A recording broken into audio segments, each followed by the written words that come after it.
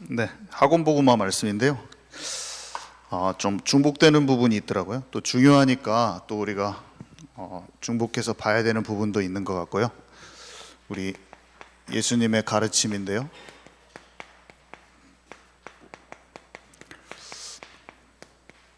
성경의 모든 말씀은 정말로 하나님의 지혜인 것 같아요. 우리를 성령께서 하시는 일은 하나님의 말씀이 이해가 가는 거잖아요. 진리 가운데로, 모든 진리 가운데로 우리를 인도하시는데 하나님의 깊은 것을 통달케 하시죠. 우리는 하나님이 가르쳐 주시는 그것으로 영적 세계에 대해서 눈이 활짝 열리지 않으면 굉장히 방황하고 굉장한 어두움 속에서 사는 거예요. 그래서 그냥 끊임없이 속는 삶이죠. 근데 복음을 알고 우리가 세상을 보는 눈이 보이지 않는 영적 세계를 이해가 가면 삶에서 맞닥뜨리는 모든 문제와 상황과 내 마음 속에서 일어나는 수많은 전쟁들에 이기기 시작해요. 관계 속에서 일어나는 내 일 가운데, 사건 가운데 일어나는 거기에서도 분별함이 생기고, 내 마음 속에 올라오는 수많은 생각 속에서도 마귀의 생각과 세상 기준과 이런 게 걸러지기 시작하죠. 진리가 우리 안에 들어오기 시작하면 성령으로 말미암아 우리 혼 안에 마음, 생각, 정신, 감정에 들어오는 수많은 정보들과 이런 것들이 구분되기 시작해요. 비진리와 진리로. 그리고 이런 상황 속에서 하나님은 어떤 마음으로 움직이시기 원하시는가가 막 알아지죠. 그거는 말씀을 묵상할 때 알아지고, 사람들, 수많은 성경의 인물들이 어떻게 하나님의 인도받았는가 생각해보고 묵상할수록 더 선명해지더라고요, 이게. 그래서 지혜, 하나님의 지혜가 임하죠. 삶에 그냥 예수 믿으면 천국 갑니다, 이 정도의 수준이 아니라 삶에서 일어나는 많은 것을 실제 승리하게 돼요. 삶의 문제 가운데 승리하고, 그래서 지혜와 계시의 영이라고도 합니다. 이 성령은 지혜, 하나님의 지혜예요. 말씀 자체가 지혜인데 성령의 감동받으면 알아져요. 그래서 우리가 어떻게 됩니까? 성령에 감동받은 사람은 밤에 딱 기도하면 오늘 내가 이게 지혜롭지 못했구나 알아져요. 끊임없이. 저는 어저께도 알아지고 어저께도 또 생각해보니까 또 잘못했어. 그래서 용서를 구하기도 하고, 다른 사람한테 내가 이것을 하나님의 뜻이 아닌 것 같다, 이렇게 용서를 구했어요. 또 오늘도 하나님이 원하시는 대로 자꾸 하고 싶어요, 마음에. 그래서 나를 붙들어 두지 않고 사람한테 미안하다고 말하는 거예요. 그게 하나님이 원하시지 않은 거였다, 내 마음대로 내가 말한 거였다. 그게 나이가 어린 사람한테도 할 수 있는 것이고, 아내에게도 할 수 있는 것이고, 그런 거죠. 그래서 우리는 복음을 더 깊이 알면 알수록 하나님과 삶 속에서 순간순간의 그런 삶 속에서 주님과 더 가까이 하려면 할수록, 말씀을 묵상하면 묵상할수록 모든 상황 속에서 일어나는 선택과 판단과 결정들이 하나님이 원하는 쪽으로 자꾸 맞춰지는 거예요. 그러면 묶인 것들이 풀어져요. 마음의 상처가 풀어져요. 그래서 이 세상의 지혜가 아니라고 그랬어요. 성령의 나타나심이라고 그랬는데, 이 세상의 지혜로 우리가 전도하는 것이 아니고, 내 말의 설득함에 있는 것은 아니지만 무조건 또 융통성 없는 그냥 그리스도라고 얘기하는 것도 아니에요. 성령의 나타나심은 결국에는 사람의 지혜를 넘어서는 하나님의 지혜와 통찰이 임하는 거기 때문에,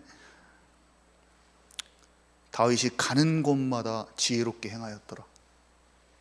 그가 사울의 신하, 어떤 신하보다 지혜롭게 행하였더라. 이 지혜라는 것은 성령과 지혜가 충만한 초대교회 중직자들이라고 합니다.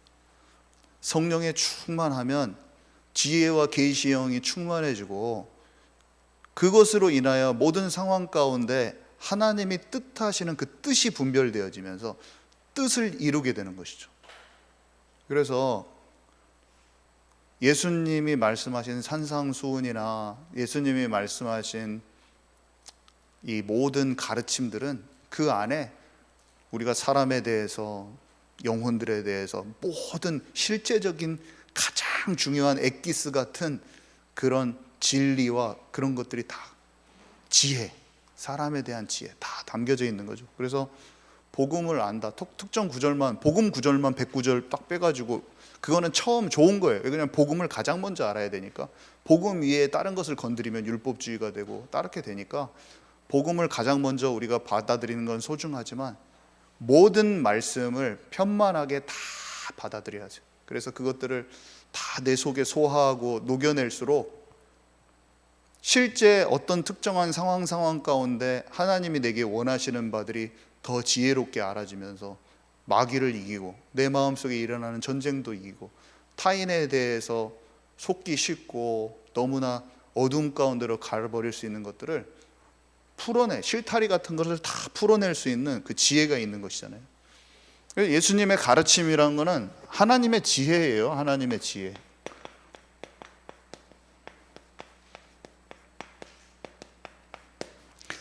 하나님의 지혜입니다. 그래서 하나님의 나라는 다른 게 아니라 하나님의 말씀이 우리 안에 들어온, 부딪혀 온다는 표현이 참 저는 좋아요. 내게 다가오는 거죠. 참 살아있는 말씀으로 내게 느끼며 하나님의 마음을 알 수 있어요. 이러면 하나님의 말씀이 너희 안에 있으므로 너희가 악한 자를 이긴다고 그랬어요. 악한 자를 이깁니다. 사단을 이깁니다. 죄를 이깁니다. 거룩하게 되는 거죠. 청년들아, 하나님의 말씀이 너희 안에 있으므로 너희가 악한 자를 이기는도다. 실제 내 안의 영적 싸움, 현장에 맞닥뜨리는 모든 상황에 지혜가 임하고 그 지혜 없는 내가 먼저 발견되지면서 꼭 24시가 돼야겠다. 오직만이 진정한 응답이구나. 오직이 진짜 응답이구나. 다른 응답보다 오직이 응답이구나. 이거를 계속 알게 되는 거죠. 그래서 요한일서 2장 3절에서 6절 우리 한번 같이 읽어볼까요? 제가 같이 읽고 싶은 성경 구절을 막 적어놨는데 읽습니다. 시작. 우리가 그의 계명을 지키면 이로써 우리가 그의 아는 줄로 알 것이요 그를 아노라 하고 그의 계명을 지키지 아니하는 자는 거짓말하는 자요 진리가 그 속에 있지 아니하되 누구든지 그의 말씀을 지키는 자는 하나님의 사랑이 참으로 그 속에서 온전하게 되었나니 이로써 우리가 그의 안에 있는 줄을 아노라. 그의 안에 산다고 하는 자는 그가 행하시는 대로 자기도 행할지니라. 아멘. 너희가 내 안에 있고 내 말이 너희 안에 거하면, 이거는 진짜 하나님 안에 폭 잠기는 거예요. 말씀 묵상에 폭 잠기는 거예요. 그의 말씀이 늘 내 안에 있는 거예요. 그러면 성령의 열매가 가득가득 맺히게 돼 있는데, 여기서 말하는 것은 어떤 행위를 말하는 게 절대 아니죠. 행위를 말하는 게 아니에요. 이거는 살아있는 믿음을 말하는 것이고 살아있는 관계 속에서 나오는 행함을 말하는 것이에요. 행함으로 나오는 믿음이라는 그런 단어가 있는데, 믿음 그 자체를 얘기하는 것이고 관계성 그 자체를 얘기하는 거예요. 그래서 하나님의 나라의 일을 얘기하는 것이고, 시편 119편에 보니까 내가 율례의 길에 서 있을 겁니다. 말씀이 꿀송이보다 달입니다. 그런 다윗의 모든 고백과 영적으로 일맥상통하는 그런 얘기예요. 모세의 율법을 지켜라. 이것은 모세의 율법, 살인하지 말라, 그 특정한 것에 대해서, 주제에 대해서 그렇게 해라가 아니라 근본 힘을 말하는 거였어요. 그것도 분명히 똑같아요. 예수님의 계명을 지켜라, 그것도 똑같은 거예요. 계명을 내 힘으로 지키려고 하면 예수님의 계명을 지키는 것도 율법주의가 되고 모세의 율법을 지키는 것도 율법주의가 돼요. 근데 하나님과 목숨을 다하고 뜻을 다하고 마음을 다해서 나를 사랑하라, 사랑하는 마음에서 나온 그 힘으로 지켜지는 거예요. 말씀을 사모함으로 담는 거죠. 그래서 자꾸 이 예를 많이 들었잖아요. 기념일 날 아내에게 꽃을 선물을 해주는데, 이 사람이 어느 날부터 사랑하는 마음이 식으니까 그 꽃집에 가서 꽃을 사러 가는 게 지친다고 해봐요. 그것이 율법주의라. 꽃을 사주는데 지금 지켜야 되니까 사주는 거예요. 근데 어떤 사람은 끊임없이 사랑하는 마음이 샘솟아. 그게 짐이 아닌 거예요. 사랑하는 마음으로, 기쁜 마음으로 가는 거예요. 하나님의 법도는 그를 사랑하기 때문에 나오는 거예요. 모든 행함은 교회의 헌신이 사랑하는, 교회를 사랑하고 언약의 비밀을 알고 성막의 비밀을 아는 데서 나오는 것이죠.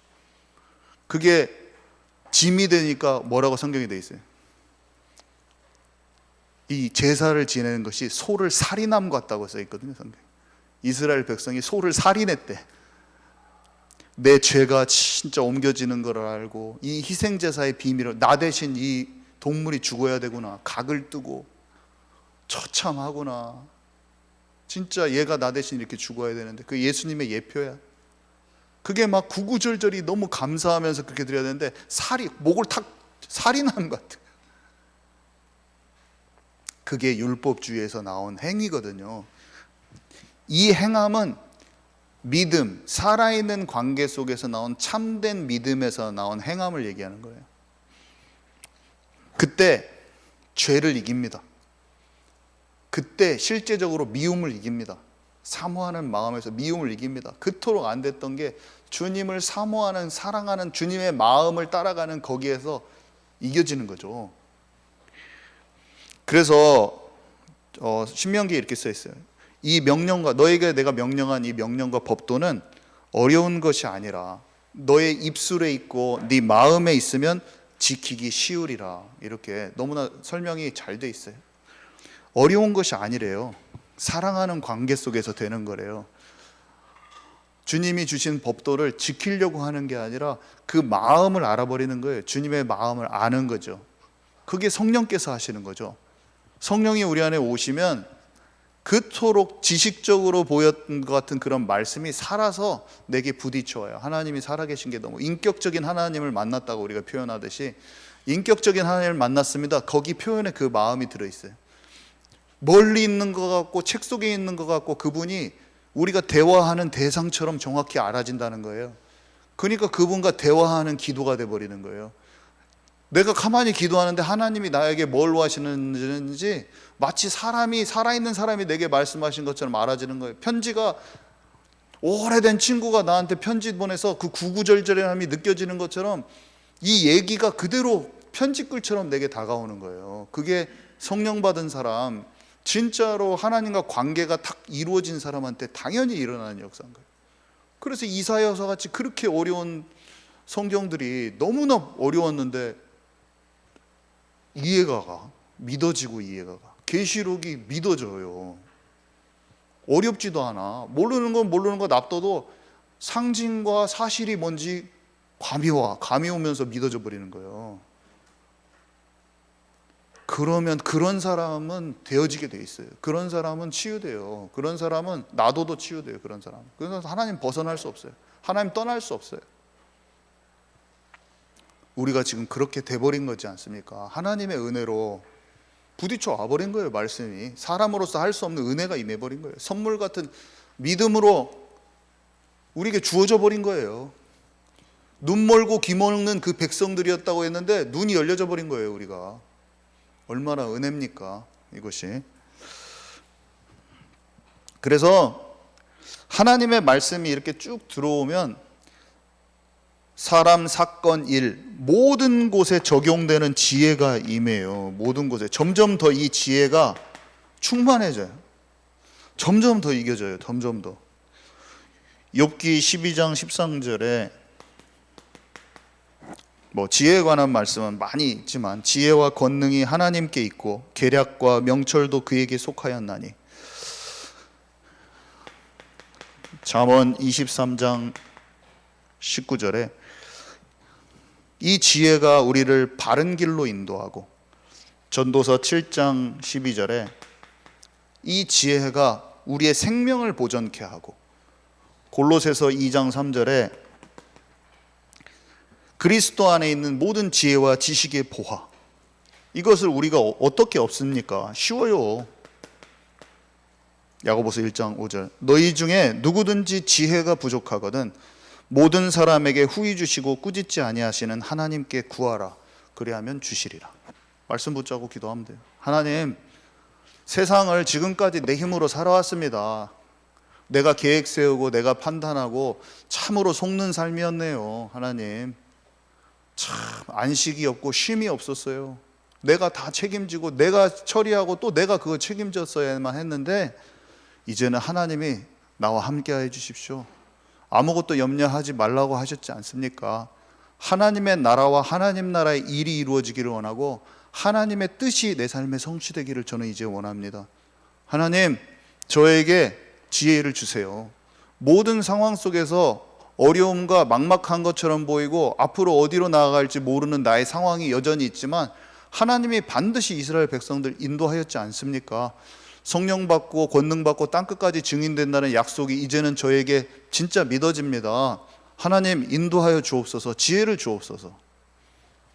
하나님이 반드시 주신다고 하셨어요. 우리는 세상, 아까 태준이도 말했지만 하나님이 지혜를 주시지 않으면 그냥 속아 넘어가요. 분별할 수 없어요. 사람이 착하게 다가오면 그냥 다 속아 넘어가요. 저는 잘 모르겠더라고요. 진짜 신뢰할 것 같은데 이 사람들이 다 도둑질 해먹기도 하고 너무나 잘 속아요. 저는 하나님이 제게 지혜를 주시지 않으면 못 이기겠어요. 하나님이 진짜 나를 인도해 주셔야 돼요. 하나님, 진짜 인도해 주십시오. 하나님이 저에게 가장 맞는 것을 주님이 더 잘하시지 않습니까? 나보다 나를 더 잘하지 않습니까? 하나님, 저를 그렇게 지도해 주십시오. 그때 하나님의 지혜가 반드시 임합니다. 우리의 사업과 우리의 가정과 우리의 모든 목회와 모든 일에, 사역의 모든 일에 하나님의 지혜가 임해야 돼요. 성령과 지혜가 충만한 자가 되도록 기도해야 되는 거예요. 그냥 기도하면 됩니다. 우리가 그것을 바라면 되는 거예요. 잠언 2장 10절에서 12절에 보니까 곧 지혜가 너의 마음에 들어가며 지식이 내 영혼에 즐겁게 될 것이요 분별력이 너를 지키며 명철이 너를 보호하여 악한 자의 길과 패역을 말하는 자에게서 건져내리라. 하나님이 지혜가 임하고 분별력이 임하면 악에서 빠져나올 수가 있어요. 실제로 우리가 이겨낼 수 있어요. 자, 그래서 오늘 나누는 이 모든 말씀이 우리에게 잘 적용이 되어서 예수님의 이 가르침이 우리의 모든 삶의 모든 부분에 지혜롭게 행해지는 것이 나타났으면 좋겠어요. 하나하나 배우면서 계속 이제 마태, 마가, 누가, 요한복음, 예수님의 가르침부터 나중에 또 바울이 교회들을 향하여 했던 모든 가르침들을 잘 묵상하고 적용하면 많은 것을 이겨낼 수가 있어요. 그 지혜가 우리에게 필요한 거죠. 이미 다 기록되어 있는데 우리가 모르는 게 너무 많아요. 묵상하면 묵상할수록 더 풍성하게 깨달아지고, 저도 지금도 깨달아지고 있어요. 많이 알았는데 더 깨달아지고 있어서 성경을 탐독해요. 사무엘 상하를 계속 탐독해요. 다윗이 지혜롭게 행했던 모든 것들을 닮고 싶고 배우고 싶고 다른 어떤 것보다 거기서 지혜를 발견하고 싶어서 읽고 또 읽고 읽고 또 읽는데, 사무엘이 이새를 만나러 간 거기에서 많은 것들이 발견되어져요. 읽으면 성령께서 막 알려주세요. 이런 과정 속에서 너는 이렇게 행하라.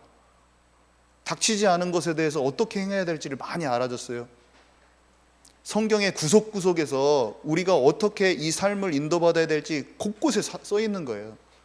그래서 우리가 순간적으로 감동받고 순간적으로 불받고 이런 것도 중요하지만 말씀이 든든하게 뿌리 깊게 내리면서, 그래서 교사가 중요한 거예요. 성경 교사가 우리는 잘 소화하고 메시지화해서 우리가 다른 어린아이들, 진짜 후대들을 잘 가르칠 수 있는 각 사람이 교사로 또 딱 다 준비되어져야 돼요. 묵상을 많이 하고 그게 삶에 적용된 사람만이 온전한 교사가 될 수가 있는 거잖아요. 우리는 그것을 같이 준비합시다. 진짜 그냥 예수 믿고 예수 천당 불신족 이것이 아니에요. 하나님의 나라와 그 나라의 일이 이루어지는 삶이 충만하게 적용되어지면서 그게 전달되어지는 거죠. 그 말씀들이 살아서 움직이면서.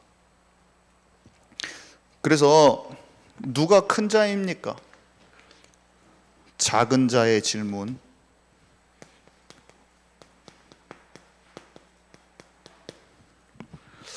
작은 자의 질문인데, 누가 큰 자입니까? 제자들이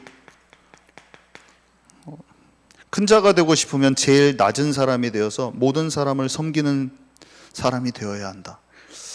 예수님이 이렇게 말씀하셨는데, 짐승들은 자꾸 서열 싸움을 하죠. 동물의 왕국 보면 원숭이들 봐도 꼭 한 명이 대장이 돼야 되더라고요. 세상은 약육강식과 권모술수.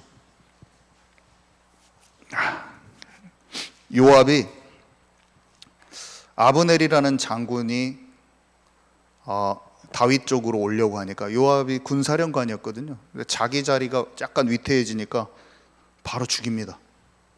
다윗이 죽이지 말라고 했어요. 죽이지 말라고까지 했는데 쫓아가서 죽여버려요. 그 말이 하나님께서 다윗을 통해서 하는 말인지 알았는데 자기 그것이 놓쳐지는 게 더 두려웠어요. 그래서 행동으로 나와버렸어요. 근데 계속 그렇게 해버렸어요. 좀 다윗은 잘못하고 실수하고 하나님 뜻에 어긋나면 통회하고 잡아가는 심령으로 마음을 바꾸거든요. 그게 다윗의 특징이었어요. 그래서 치유받지 않는 내면을 계속 치유해 나간 게 다윗의 특징이었거든요. 근데 요압이나 사울 왕의 특징은 뭐냐면, 귓가에 지금 선지자의 말이나 하나님이 원하시는 방향이 들려지고 있는데 바꾸지를 않아요. 자복하는 것도 안 나와요. 회개도 안 해요. 마음을 돌이키는 것도 계속 없어요. 계속 자기 마음대로 해버려요. 이게 큰 차이예요. 다윗이 완전했다 그 차이가 아니라, 완전했다 그게 아니라 실수가 똑같이 하고 더 극악무도한 실수를 할 때도 있어요, 다윗이. 근데 다윗은 깨닫지 못해서 그렇게 했어요. 하나님이 알려주시고 말씀이 조명됐을 때 어린아이와 같지 않으면 결단코 천국에 들어가지 못하리라. 항상 마음이 어린아이 같아. 왕인데 채통을 안 지켜요. 특징이 뭐냐면, 언약궤가 들어오니까, 언약궤는 하나님이 임재하시는 곳이잖아요. 내가 그 궁정의 그 처마 밑에 있고 싶어요. 왕궁에 있는 것보다 그 주님의 전에 처마 밑에 있는 게 좋아요. 이런 고백을 하는 사람이 바지춤이 흘러나가도록 주님이 소중하게 여기시는 게 자기가 너무 즐거운 거예요. 바지가 흘러나가게 춤을 추는데 와이프가 보고 비웃잖아요. 그 자녀가 없어져 버려요. 후대 축복이 없어져 버려요. 다윗은 채통을 지키는 것, 다른 사람이 나를 어떻게 생각하는 것보다 하나님이 기뻐하시는데 기뻐할 줄 아는 마음이 있는 거예요. 하나님이 기뻐하는 곳에 내 마음을 던질 수 있는 사람인 거예요. 어린아이와 같지 않으면 결단코 천국에 들어가지 못하리라. 마음이 어린아이 같아요. 주님이 원하는데 즐거워하고, 주님이 싫어하는 것에 슬퍼하고, 같이 자기가 무너졌는데 주님이 슬퍼해. 막 상하고 통회하는 심령으로 나오는 자를 멸시치 않으시는 주님께 내가 나아갑니다. 상하고 통회하는 심령으로 어떤 사람은 안 되는데, 이 사람은 상하고 통회하는 심령까지 있고, 상하고 통회하는 심령으로 나오는 자를 주님께서 멸시치 않으시고 무제한적으로 용서해 준다는 그 사실도 알고 은혜의 보좌 앞에 담대히 나아가는 거예요. 그런 마음이 계속 있는 거예요, 다윗은.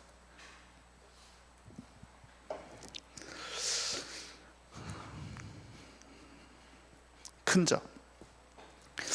브리스길라 아굴라 부부는 자기가 옛날부터 마가다락방에서 먼저 있었다고 우기지 않습니다. 충분히 그러고도 남아요, 사람들은. 연륜이 있고 나이가 있고, 바울을 만났을 때 충분히 내가 이전에 어떻게 있었다고 말할 만해요. 충분히 말할 만해요. 근데 그냥 섬겼어요. 바울의 부르심을 알고 사도로서 그냥 존중해줬어요. 나중에 더 늦게 믿었어요. 바울은 나중에 더 늦게 믿었어요. 내가 큰 자라고 우기지 않았어요. 쉬운 것 같지만 이게 쉬운 일이 아니에요. 이게 쉬운 것 같지만 절대로 쉽지 않아요. 자기의 자존심을 다 내려놔야 돼요. 내가 높아지기 쉬운 마음을 다 내려놔야 돼요. 쉽지 않아요. 하나님은 우리는 사람 앞에 자꾸 다른 사람 앞에 내가 높은 사람이 되고 싶은 그런 성향이 있죠. 높은 사람이 되면 성공했다고 사람들이 보기도 하고. 근데 그래서 팀을 맡으면 내가 팀장을 하려고 하고 남보다 뭔가 높은 위치에서 내가 의도적으로 움직이고 싶은 마음이 다분해요. 제 마음속에 봐도 다분해요, 그런 게. 근데 주님은 높은 위치에 있었던 것을 잘했다 하지 않으시고 내게 맡겨진 분량을 잘 감당했는가를 보셔요. 그것을 보여요. 주님이 원하시는 것은 내가 원하는 그 위치에 잘 있었는가, 그거를 보셔요.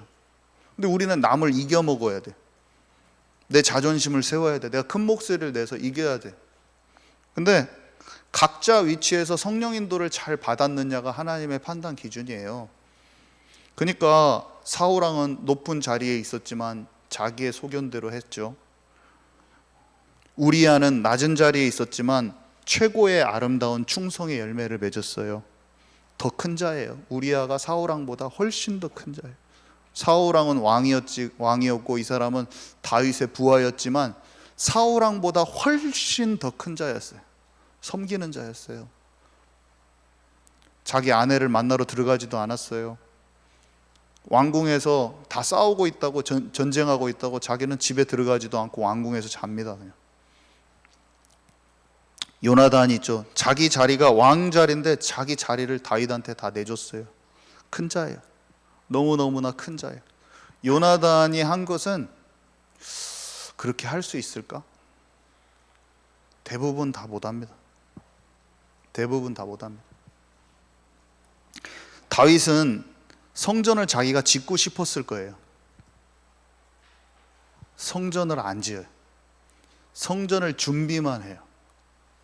성전을 짓는 것은 아들 몫이라고 그랬어요. 내가 다 해버리고 싶잖아요. 그 영광, 업적을 내가, 하나님의 좋은 거잖아요. 내가 하고 싶잖아요. 하지 않아요. 사울 왕은 사무엘이 드려야 될 제사를 자기가 드립니다. 사무엘을 기다렸다가 사무엘이 드려야 될 제사가 있거든요. 근데 왕인데 제사를 드리면 어떻게 보일까요, 사람들이? 우리 왕은 제사장의 목까지 하는구나. 멋있다. 정말 굉장하다. 사람들이 봤을 때 어마어마하다. 근데 그 몫이 아니었어요.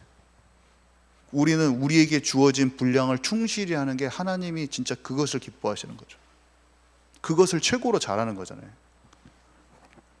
높아질 필요 없어요. 나에 맡겨진 역할과 분량을 잘 감당하면 돼요. 다시 한번 기억해야 돼요. 우리가 하나님의 지혜를 얘기했잖아요. 우리가 하나님의 지혜를 벗어나면 어떻게 될까요? 혼란스러워져요. 하나님의 지혜를 어긋나잖아요. 그러면은 마귀한테 공격당해요. 근데 별거 아닌 것 같은데 그 자그마한 지혜가, 하나님의 말씀의 지혜가 우리한테 임하잖아요. 그러면 이상하게 매끄럽게 돌아가. 매끄럽게 영적으로 막힘을 만들지 않으면서 숨통을 끊지 않고 막힘없는 통로로 구석구석까지 피가 끝까지 잘 돌아가, 잘 들어가. 쫙 저 모세혈관까지 쫙 들어가는 거예요. 피가 쫙 도는 거예요. 그리스도의 피가 교회 곳곳으로 저기 세물이란 것까지 팍팍 돌아야 되는데 우리가 자칫 뭔가를 내가 불통시킨다, 어떤 작은 거를 가지고 하나님 뜻대로 안 움직인다, 살짝 조금 움직인다, 그러면 그게 불통이 되는 거예요. 막히게 만드는 거예요. 우리는 이것을 하나님의 지혜, 말씀을 통해서 상황 속에서 나를 분별하여서 내 자아를 때로는 죽이고 때로는 도전해야 될 것을 힘있게 도전해 나가면서 그런 막혀진 데를 툭툭 열고 들어가야 돼요. 이게 전도를 막 한다, 그거보다 훨씬 더 중요해요. 하나님의 지혜가 임한 사람이 분별력 있게 하나님의 나라의 일을 성취해 나가는 수많은 선택과 결단의 그 기로에서 하나님이 원하시는 대로 툭툭 빠질 때 빠지고 들어갈 때 들어가고 하나님이 움직이신 대로, 하나님이 조종하시는 대로 마음껏 그렇게 움직이는 사람을 통해서 이루어지는 것인데, 교회에 중요한 제자들이, 리더십을 가진 제자들이 그렇게 움직일 수 있는 사람으로 10명이 된다? 정말 많은 사람을 담을 수 있는 그릇이 될 거예요. 예수님 한 명만 있어도 수만 명이 모이는데 우리가 예수님 같이 팀으로 5명, 10명이 진짜 하나님의 막힘없는 통로로 마음껏이 성령의 막힘없는 통로로 움직일 수 있는 몇 명이 팀을 이루면 어떻게 되겠어요? 하나님이 너무 귀하게 여기면서 그 교회에 영혼들을 보내주실 거예요. 여기에 내가 이 교회에 영혼들을 맡겼더니 든든하구나. 든든하다. 여기는 내가 맡겨주고 싶다. 우리는 지금 비록 완성은 안 됐지만 그렇게 인도받읍시다. 같이 그냥 그렇게 기도하면 될 것 같아요. 그렇게 기도하면서 말씀을 뜯어보면서 계속 말씀을 상고하고 하면 그런 내면의 그런 것들이 계속 치유되겠죠. 그러면서 계속 바꿔져 나가겠죠, 우리가. 그러면 좋은 그릇이 될 수 있을 것 같아요. 그래서 어린아이 같은 자는 그런 사람이에요. 순수하고 순전한 심령, 부드러운 마음, 하나님께 기꺼이 반응하는 심령, 고집 피우거나 자존심 부리지 않는 마음, 단단한 틀이 없고 그런 사람. 작은 한 사람에도 그의 천사가 있대요. 그의 천사. 우리는 사람을 보면 우리는 자칫 하나님은 외모를 취하지 않고 중심을 보지만 우리는 사람이라 외모를 보고 굉장히 많이 판단합니다. 그래서 아이고 이 사람은 이렇게 부족할까, 모자라게 보일까, 이렇게 약해 보이나, 우리가 그렇게 볼 수 있죠. 아직 생명이 들어갔지만 또 너무나 치유받지 못한 사람을 또 어떤 평가들을 할 수도 있고 하지만 하나도 업신여기지 말라. 그 말은 하나님의 모든 백성은 우리 눈에 보기에는 굉장히 부족해 보일지 모르겠지만 하나님의 개별적인 특별한 관심을 다 받고 있는 어떤 절대적인 가치를 지닌 존재, 다 존귀한 존재인 거죠. 그러니까 우리가 생각하는 거랑 달라요. 생명 가진 사람 다 달라요. 자, 그리고 길 잃은 양이라고 그랬어요. 지금 제가 어디 하고 있는지 아시죠? 마태복음 18장 지금 계속 내용을 1절부터 계속 지금 마태복음 18장 내용이에요. 지금 이게 길 잃은 양, 만일 그를 찾으면 하나님께서 진짜 99마리 양보다 만일 그를 찾으면, 그 한 마리 양을 찾으면 정말 기뻐하신다, 이 내용이 있는데, 만일 찾는다는 말이 뭔가요? 이 말은 찾지 못할 양도 있다는 뜻인데 사실은 끝끝내 주인을 원망하고 불평하고 자기의 길을 고집하는 양은 못 찾기도 하죠. 찾을 수 없는 양이 있기도 하다는 말이에요. 만일 찾으면, 그 말은 애절한 주님의 음성을 외면하는 양도 있을 것이에요. 그렇지만 자신의 마음을 돌이켜가지고 진짜 하나님께 돌아오는 양은 하나님이 어떠한 대가를 치러서라도 찾으시고 기뻐할 것이다, 그 말이에요. 나중에 잘 읽어보시기 바랍니다. 그리고 그 다음에 작은 소자 한 명이라도 잃는 것은 하나님의 뜻이 아니라고 그랬어요. 한 3, 4년 전에 전주에서 같은 해에 복음을 전했는데 그 학생이 2명이나 자살을 했었어요. 그러니까 복음을 같이 전했는데 자살했어요. 한 명 고등학생이고 한 명 20대 초반이었는데 마음이 너무 무너지더라고요. 제가 그 장례식도 가서 말씀을 전하는데 막 마음이 너무 안 좋아가지고 막 내 잘못은 아니지만 복음을 더 전했어야 되는데 못 전했다, 더 가서 내가 전했어야 되는데 막 그런 생각도 들고 막 마음이 너무 복잡했어요. 너무나 마음이 너무 아프더라고요. 근데 얼마 전에 만난 어떤 중직자분이 자기는 진짜 하나님과 가깝고 또 사역도 열심히 하고 성실히 해왔는데 자기 자녀가 하나님께로부터 많이 멀어져 버렸어요. 그러니까 교회도 안 나오고 하니까 너무나 마음이 아프고 하시면서 자기의 모든 사역을 돌아보고 점검하는 시간을 갖는다고 이런 말씀을 하셨어요. 근데 그냥 그런 생각이 들더라고요. 제가 그때 그 애들 죽는 사건도 그렇고, 내가 진짜 온전한 전도자로 그들 앞에 섰었나? 뭐 이런 생각을 제가 하게 됐어요. 제가 갑자기 막 대단한 사람이 되고 갑자기 완전한 사람은 되지 않겠지만 그 한두 달 동안 계속 그 생각을 많이 했었어요. 그때 내가 진짜 복음의 권능이 나타나는 그런 사람이어서 진짜 치유할 수 있는 그런 사람이 못 됐나? 그런 건 아니지만 그래도 막 그 생각이 막 너무 많이 들고 마음이 괴롭더라고요. 나한테 달린 것은 아닌데 내 자신의 말과 행동이 조금이라도 연약한 성도를 실족하게 하고 나를 통해 비춰지는 그 믿음과 하나님이 왜곡되지 않았으면 좋겠다, 그런 생각이 들었고 또 지금도 들죠. 그러니까 자책한다기보다는 그런 마음들이 많이 들어요.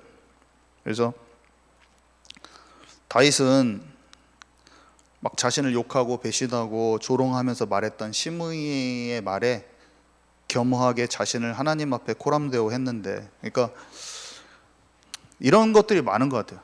나의 진실과 나의 중심과 상관없이 많은 사람들이 사역자로 서면은 사역자도 비난도 많이 하죠.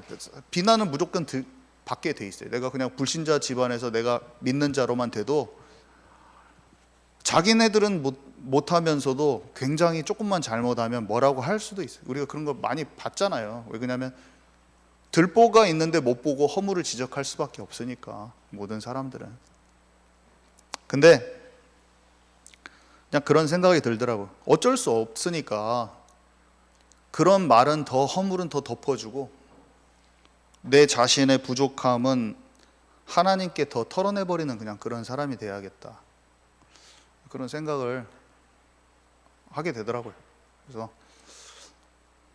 시간이 지날수록 다른 사람이 말하는 것은 맞을 수도 있고 틀릴 수도 있고 한데, 내가 하나님 앞에 내 자신을 정확히 세우고 진짜 다듬어져 가고 하나님의 사람으로 온전케 돼야 되는 게 중요하다, 이런 생각이 들었습니다. 자, 잘못된 자에 관한 권면인데요.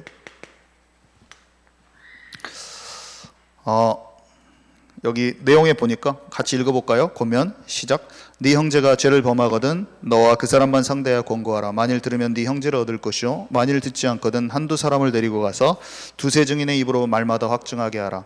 만일 그들의 말도 듣지 않거든 교회의 말하고 교회의 말도 듣지 않거든 이방인과 세리와 같이 여기라. 네, 내가 생각하는 용서를 베풀면 안 돼요. 나의 용서가 아니라 그 사람에 대한 하나님의 마음을 알아야 돼요. 하나님은 그 사람에게 지금 촉구하고 계세요. 어떤 상황 속에서 너는 이 부분을 진짜 내려놔라. 근데 그 사람이 하나님을 돌이키도록 어떤 부분에 촉구를 하고 있는데, 내가 가가지고 그 사람한테 다 괜찮아, 그럴 수 있어, 그거는 올바른 권면이 아니에요. 내가 생각하는 관용이. 엘리 제사장이 그렇게 했거든요. 아들들이 온전히 회개하도록 도와줘야 되는데 자기가 생각하는 타이름 정도에서 끝냈어요. 이거는 그러니까 사람에 대한 그 마음이 하나님이 어떻게 생각하시는가, 이게 너무 중요한 거죠. 그래서 우리가 한마디 권면과 이 모든 것들이 내 생각으로 이렇게 파악하면 안 되고 세밀하게 기도하고 그렇게 움직여야 된다. 그걸 엉뚱하게 하기가 쉬워요. 너무나. 돌이키지 않았을 때 용서는 그 사람을 계속 덮어지면서 방종으로 가게 만듭니다. 그걸 치유 안 돼요, 절대로. 율법적으로 매섭게 옳고 그름만 따지는 것도 잘못된 거지만 온전히 하나님이 원하시는 것 쪽으로 못 오게 하는 그것이 잘못된 관용이에요. 그래서 보이지 않습니다. 그 사람의 마음속에 있는 단단한 부분이랄지 절대로 꺾이지 않는 부분이랄지 눈에 보이지 않지만 하나님이 내놓기로 원하시는 그 부분을 내놓도록 도와주는 것이 올바른 권면이에요. 근데 이것을 반드시 하라고 그랬어요. 반드시 하라고 그랬어요. 뒤에 참 마태복음 18장이 재밌는 게 사람에 대한 권면을 얘기하면서 용서에 대해서 동시에 설명을 해주세요. 그러니까 다 균형이 잡히거든요. 그래서 여러분, 예수님을 믿지만 끝까지 자기 자신을 고집하고 있는 가족, 친구가 있다면 그 부분을 사랑함으로 지혜롭게 권면해 줘야 돼요. 이거를 그냥 두면 안 돼요. 사람 무서워가지고 그만 두면 안 돼요. 두려워서. 꼭 기도 속에서 해야 됩니다.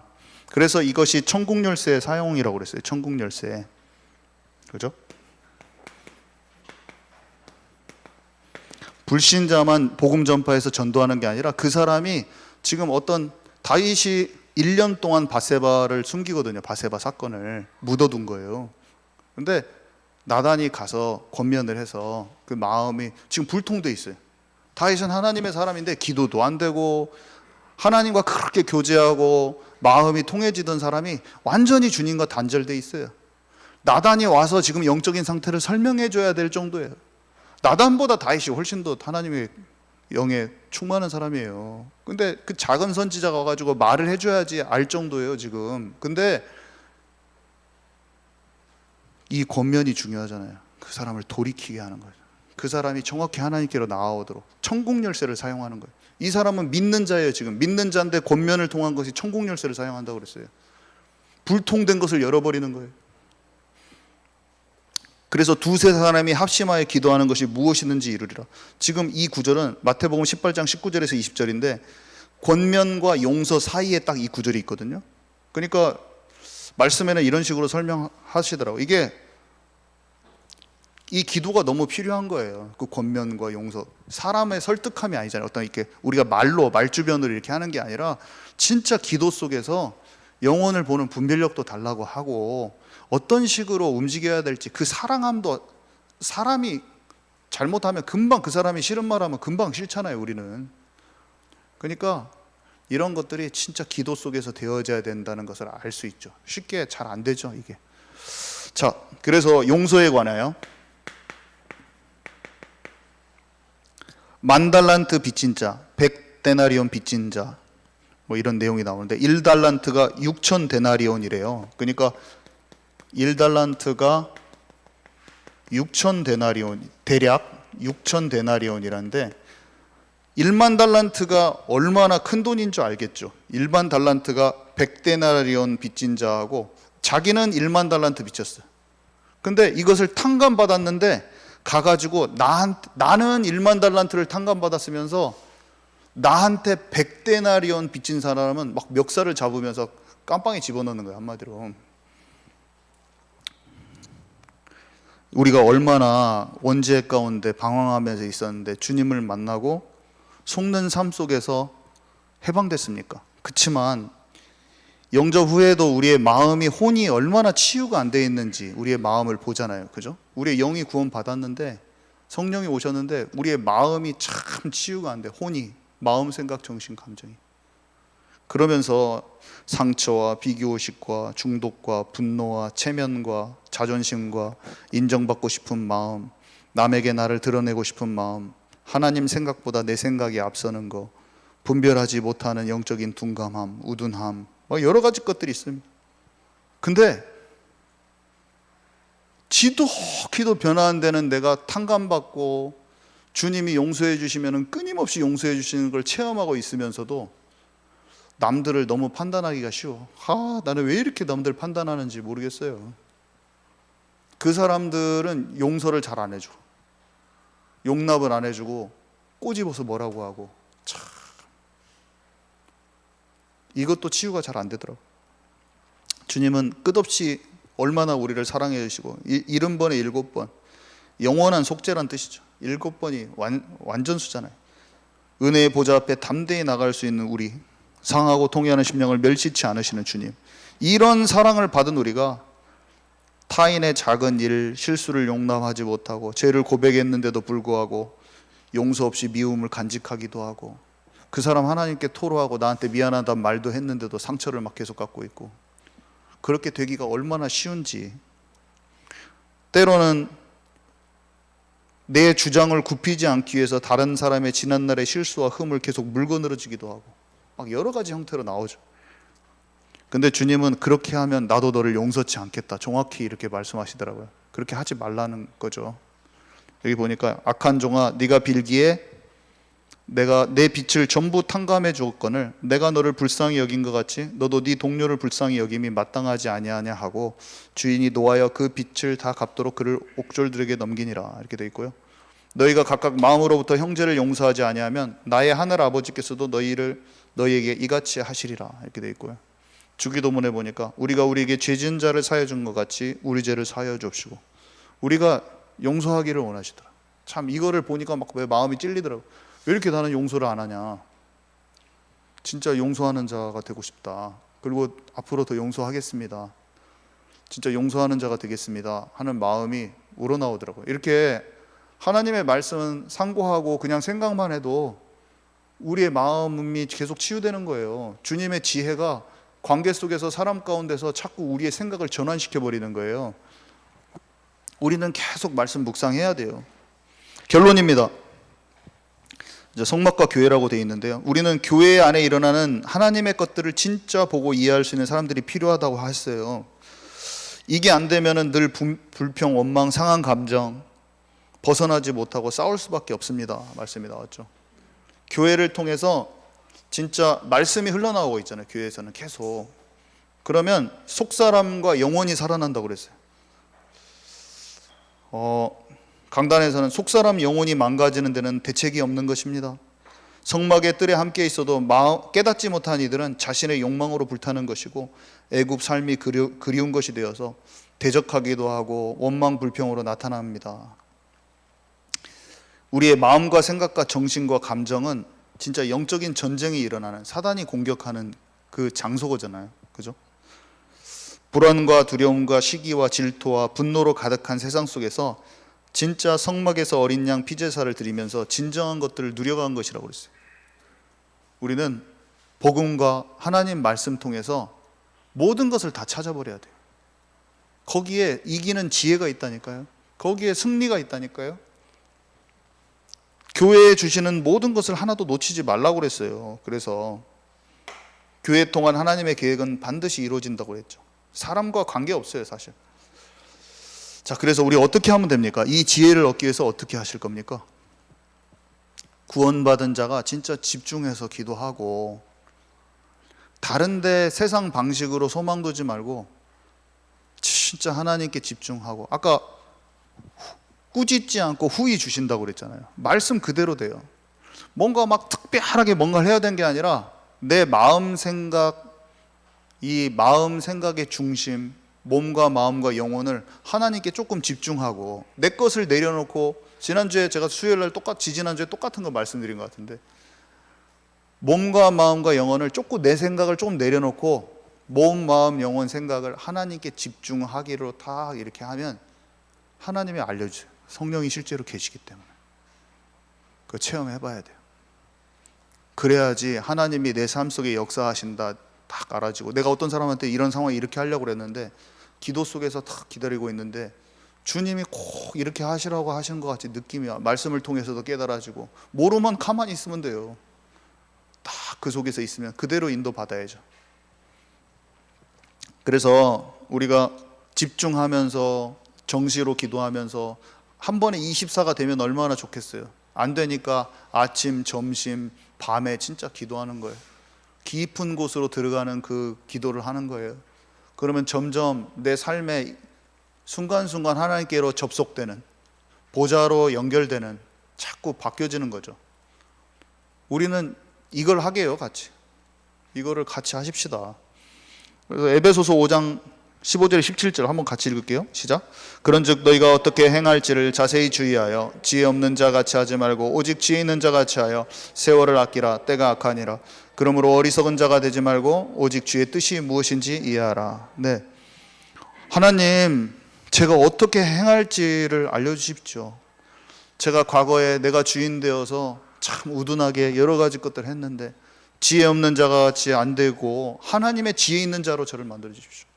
악한 자에 속지 않게 하여 주시고, 이 세월을 아끼고 진짜로 하나님이 원하시는 것들을 계획이 성취되는 인생 되게 해 주십시오.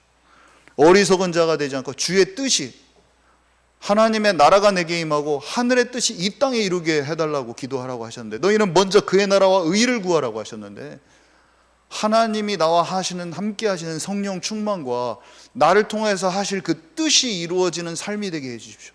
내 삶 속에 하나님의 뜻이 성취되는 걸 내가 보게 해 주십시오. 이게 너무 필요한 거예요.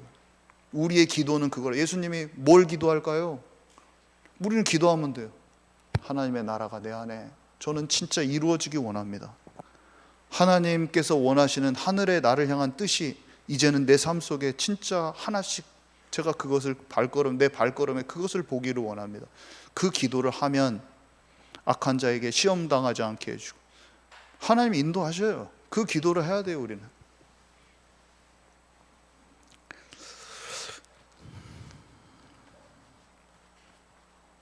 다니엘은 악한 자는 아무것도 깨닫지 못하되 오직 지혜 있는 자는 깨달으리라. 복음도 시대를 보는 눈도 우리 앞에 있는 상황도 다 마찬가지예요. 어떤 사람은 하는 일마다 자기 방법과 세상 기준, 인본주의만 쓰겠죠. 어떤 사람은 오직 그리스도 하지만 지혜 없이 융통성 없이 복음의 능력은 안 나타날지도 몰라요. 근데 우리는 진짜 아까 그 기도하면서 성령 충만, 말씀 충만, 모든 일에 하나님의 마음을 알고 그 뜻과 계획을 분별하며 도전하는 그런 하나님 나라와 그의 일을 실제 삶에서 체험하는 그 모든 사람들이 되시기를 기도합니다. 네, 우리 기도하고 마칩니다. 하나님, 여호와를 경외하는 것이 지식의 근본이고 미련한 자는 지혜와 훈계를 멸시한다 했습니다. 어리석은 자가 되어 지혜의 근본인 여호와를 경외함을 거부하고 멸시하는 자 되지 않게 하여 주시고, 말씀 받은 대로 성막과 교회의 비밀을 알고 교회 통해 나오는 모든 것을 소중히 여기고 받는 기도를 하라고 했습니다. 하나님께로 나는 받아야지, 그렇지 않고서는 안 되는 것을 고백합니다. 하나님 안에 거할 때만 참된 지혜가 있고 모든 상황 속에 온전한 승리할 수 있음을 믿습니다. 정말 하나님과 살아있는 깊은 관계 속에서 주님의 뜻이 무엇인가 이해되어지고 우리 모든 삶에 하나님 나라의 일이 성취되는 이한교회 모든 성도님 되도록 인도하여 주옵소서. 감사합니다. 예수님의 이름으로 기도합니다. 아멘.